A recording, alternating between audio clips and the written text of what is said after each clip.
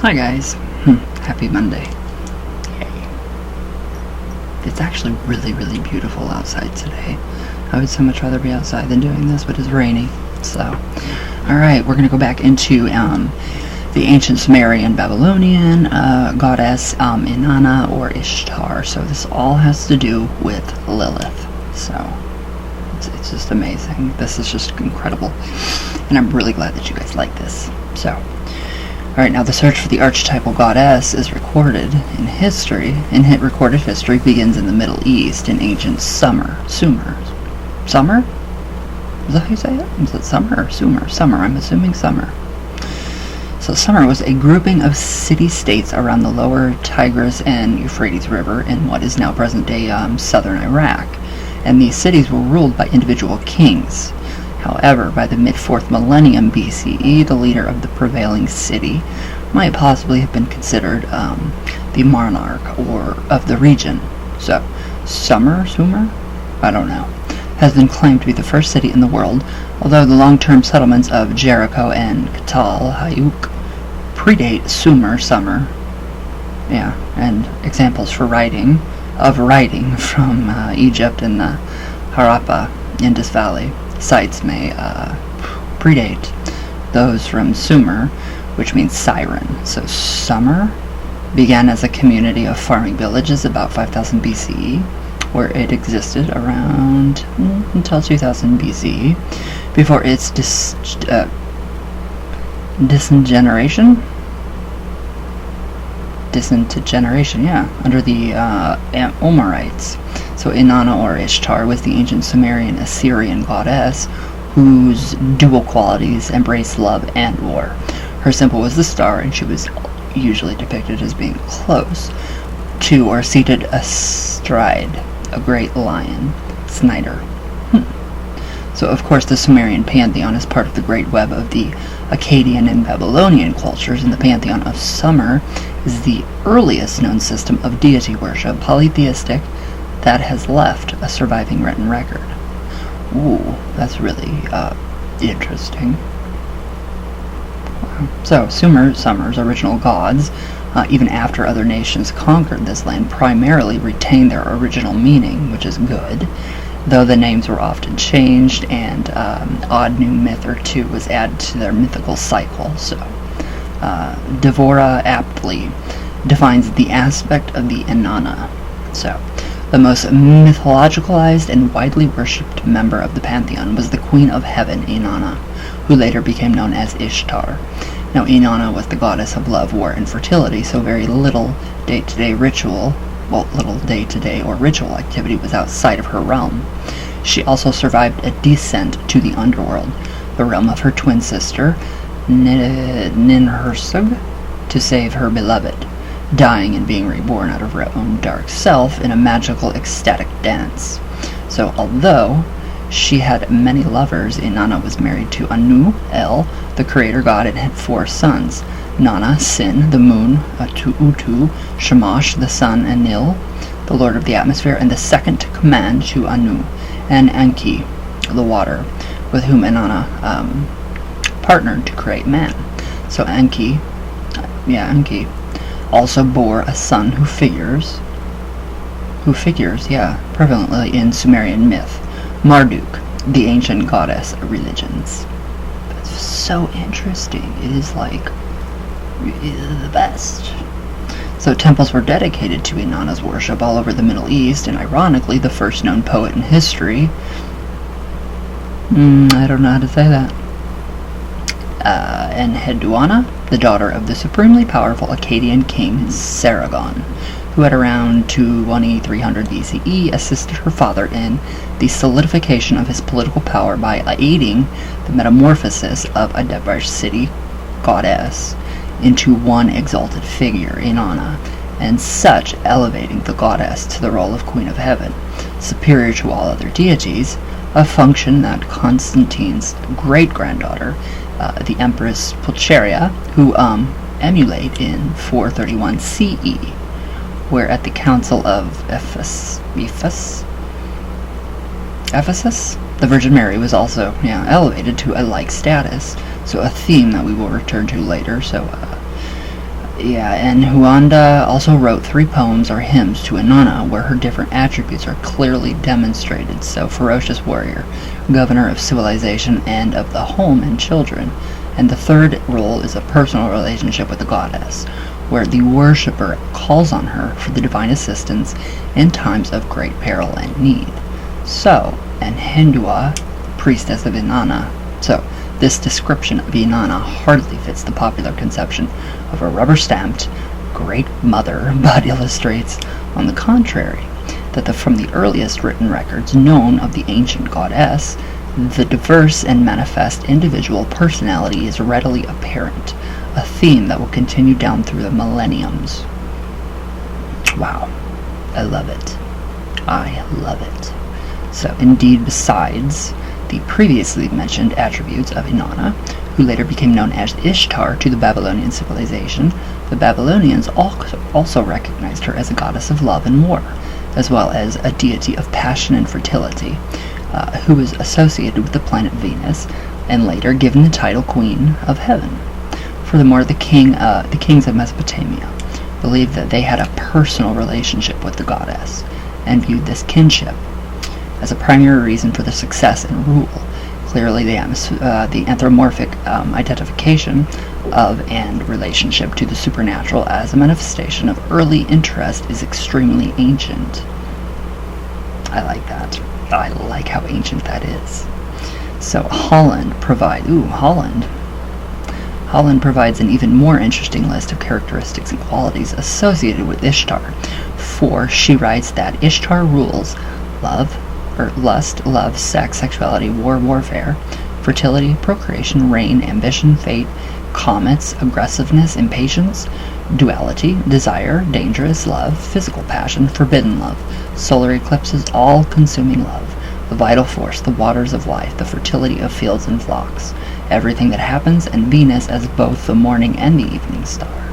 So she is the matron of women and prostitutes, Ishtar. Much of the above reads as typical of different and various aspects of women in general. Well, those could go for men too. So I don't, see this whole thing, but a statement which serves to reinforce the archetypal idea of diverse personality traits inherent in feminine consciousness. Well, those are also, in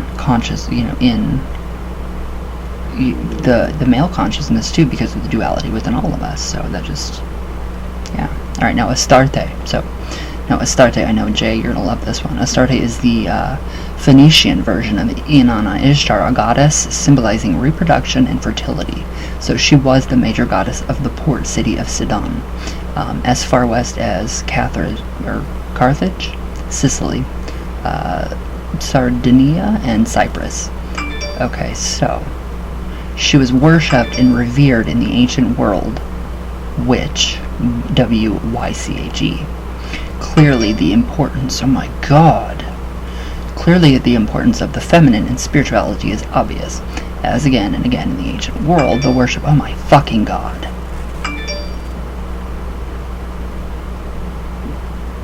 I'm really pissed off at Twitter right now. Jesus fucking Christ. Oh my god. Fucking leave it alone, people. Where did I go? So clearly the importance of a feminine in spirituality is obvious, as is again and again in the ancient fucking world. The worship of the incarnation of the female archetype is repeatedly emphasized Indeed. Yeah, hold on a minute, because fucking people won't shut the fuck up and quit retweeting my shit. God. Bullshit. Okay, now indeed in the Bible, Astarte is one of the principal Elohim along with Lilith, though for the past 2,000 years, patriarchal, oh my god. Quit it, people. Why, I literally 45 Twitter messages all in a row. So, though for the past 2,000 years, patriarchal translators have presented the term out of context, for the Hebrew plural word indicates both gods and goddesses. Now Astarte was the lady of the beasts, often depicted in dance with animals, her upraised arms holding serpents that symbolize rebirth and rejuvenation. She is an aspect of the Great Mother, the supremely powerful creator, preserver, and destroyer, an embodiment of Mother Nature, from which all things and beings arise. So the Eternal Virgin, a fact that did not escape the notice of the early Christian Church for the Virgin Mary, is but an overlay of the pagan Great Goddess tradition. I like that. Now, in addition, the Christian tradition of Easter is derived from the worship of Astaroth, a variant of Astarte. Easter is another name for Astaroth, the Queen of Heaven. So Easter became a Christian festival in the 4th century CE. Another contribution of Constantine, what is really occurring in the Christianity regarding the observance of Easter is a deeply embedded archetypal recognition of the ancient goddess. For in the ancient world, around the time of the vernal equinox, cultures all over the Mediterranean world celebrated the resurrection of the sun as Blanton, supports by the concept that Herod was waiting for the Passover to occur, as written in the New Testament. So this observance was the celebration of the sun god, Adonis, consort of Astarte, also Mother Nature, in Mormon, Moorman. So yeah, Tammuz died at the autumnal equinox, where the wife of Tammuz was Ishtar, Astarte, who is called Mother Nature, who, being refreshed by the spring rains, brings life. When Tammuz died, she followed him into the underworld of the realm of Ereshkigal, Queen of the Dead. In her deep grief, Astarte persuaded Ereshkigal to allow her messenger to sprinkle Astarte and Tammuz with the water of life. By this sprinkling, they had the power to return in the light of the sun for 6 months. Now, after which the same cycle must be repeated, the resurrection of Tammuz. Easter is a joint worship of the two. So this myth is interwoven with the sun cycle of the vernal equinox, dawn, and the autumn equinox, which is sunset. So while Durant in The Well, known history of civilization, further illustrates the importance of this ancient festival of worship. So it is coming up, and I find that very, very, very interesting. So, here we go. Now, religious prostitution flourished, for in Syria, as throughout Western Asia, the fertility of the soil was symbolized in a great mother, or a goddess, whose sexual commerce with her love gave the hint to all the reproductive processes and energies of nature. And the sacrifice of virginity at the temples was not only an offering to Astarte, but a participation with her in that annual self-abandonment which, it was hoped, would offer an irresistible suggestion to the earth and ensure the increase of plants, animals, and men. So, about the time of the vernal equinox, festival of the Syrian Astarte, like that of Cybele in Phrygia, was celebrated at Hierapolis, with a fervor bordering upon madness. Oh wow. The noise of flutes and drums mingled with the wailing of the women for Astarte's dead lord, Adonai. Eunuch priests danced wildly and slashed themselves with Astarte's dead lord. Knives with knives. Wow. Then in the dark of the night, the priest brought a mystic illumination to the scene, opened the tomb of the young god, and announced triumphantly that Adonai, the Lord, has risen from the dead. Touching the lips of the worshippers with balm, the priest whispered to them the promise that they too would someday rise from the grave.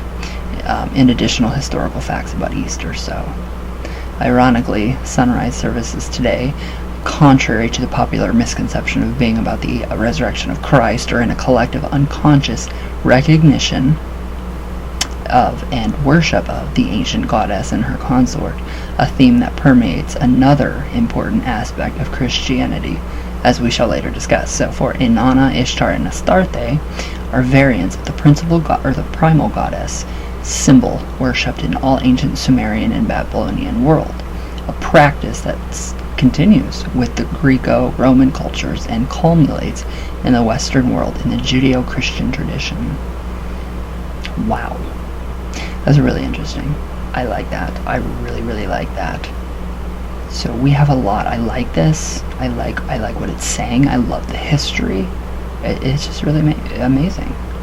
So tomorrow we will go into the Greek goddesses, and this gets a little more interesting as well because we have more of we have a lot more with Astarte and the goddess and the whole connection with Lilith. So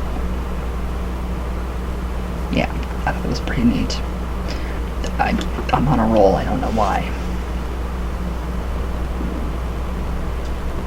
but it's just interesting. It's very interesting. So, but all right, guys.